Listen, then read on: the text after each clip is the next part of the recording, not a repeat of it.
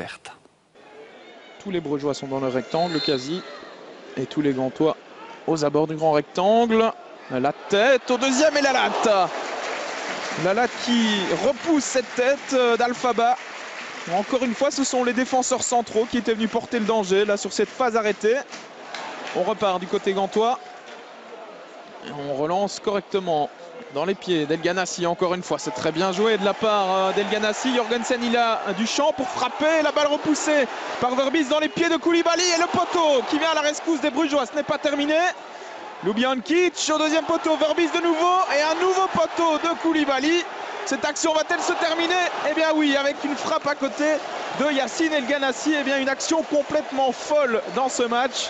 Après 18 minutes de jeu, 2 poteaux dans la même action. Et les Brugeois peuvent remercier la chance sur cette phase. On revoit la frappe de Jorgensen dans un premier temps. Poteau d'Elimane Koulibaly. Et puis ça va encore être un peu du flipper ici avec une balle repoussée par Verbis. Koulibaly qui manque vraiment de chance sur cette action mais qui aurait dû conclure d'aussi près. Alors le premier but tombera-t-il sur phase arrêtée? Premier corner pour le Cercle de Bruges. Déviation, deuxième poteau et Dominique Fowley qui se loupe et qui est surtout allé percuter le poteau sur cette action. Invariablement, c'est encore El Ghanassi qui donne ce coup de coin. Koulibaly, la tête, le sauvetage miraculeux de Verbis une deuxième fois. Et on dégage du côté de Neto. Et bien là, les Brugeois peuvent remercier leur gardien qui a encore fait des miracles sur cette action. On revoit la tête d'abord de Koulibaly.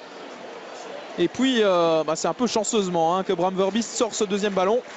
C'est toujours 0-0. Et ce n'est pas les occasions qui manquent du côté gantois. Mais on ne parvient pas à concrétiser pour l'instant.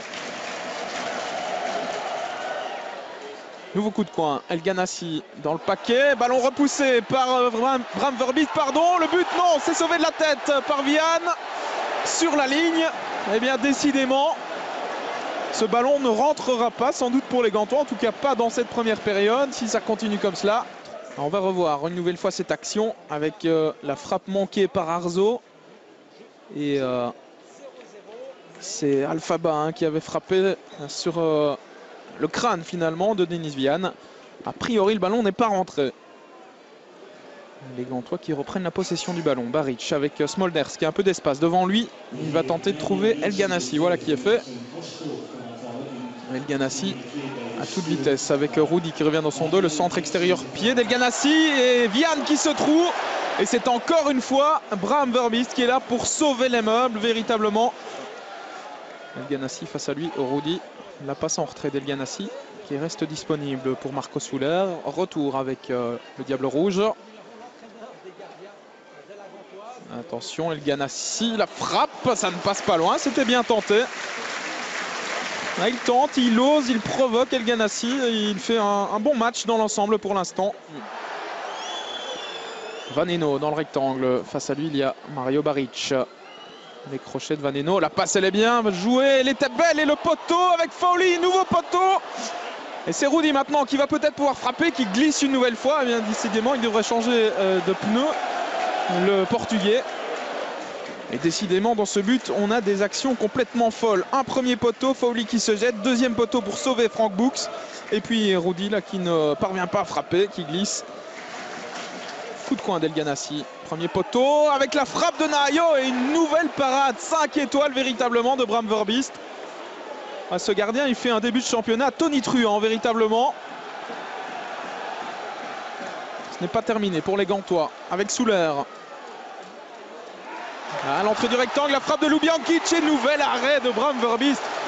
Eh bien, on va pouvoir lui ériger une statue du côté de Bruges dès cette première journée de championnat parce que le gardien du cercle est véritablement en train de faire le match de sa vie aujourd'hui. Regardez cet arrêt du bout des doigts ou du bout du pied, encore une fois.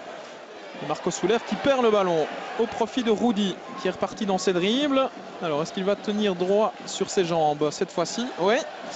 Rudy, la passe elle est magnifique. Christophe Dan pour le premier but, il est accroché. Et que dit Monsieur Verweken? C'est un penalty.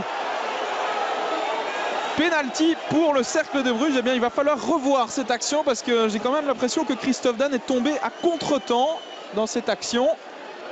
Carte jaune par la même occasion pour Nahayo qui va être exclu. Voilà la première carte rouge des Gantois cette saison. Elle est pour Nahayo qui avait reçu une carte jaune après 17 minutes de jeu. Et pas de doute dans le regard de Monsieur Verweken. On va revoir ça avec Christophe Dan qui glisse véritablement tout seul. Ouais, il se trébuche dans son propre pied. Christophe Dan. Alors, Oleg Yachuk à 10 minutes de la fin de cette rencontre pour le 1-0 via le montant.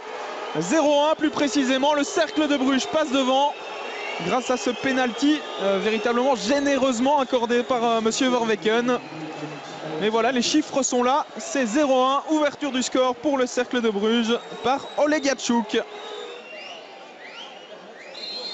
Et c'est la fin de ce gantois Cercle de Bruges. Victoire du Cercle 0-1. Du côté brugeois, on se satisfera évidemment de ces 3 points arrachés grâce notamment à un exceptionnel Bram Verbiest dans les buts.